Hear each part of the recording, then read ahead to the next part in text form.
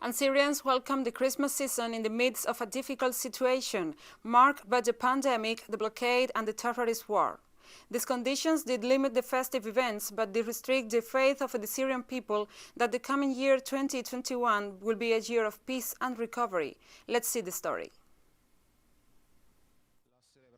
The celebrations were limited this year to masses and prayers due to the strict precautionary measures to prevent the spread of COVID-19.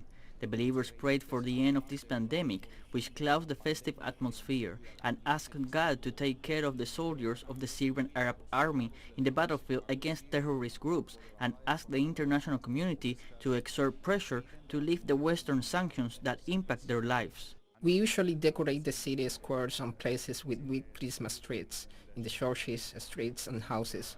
But this year we limit the celebrations to prayers and masses, because in these difficult moments prayers are more important than decorations.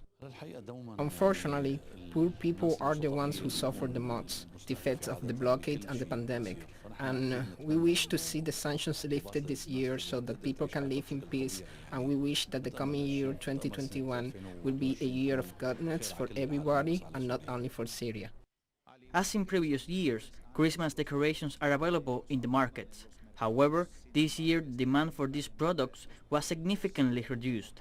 The rise in prices and the high inflation resulting from the devaluation of the national currency against the dollar caused by the Western economic blockade significantly limited the purchasing power of citizens, a situation that Syrians tackle with faith, believing that together they will manage to overcome this challenge. Hopefully the situation will improve, and we wish that this new year will be a year of goodness and tranquility for everyone.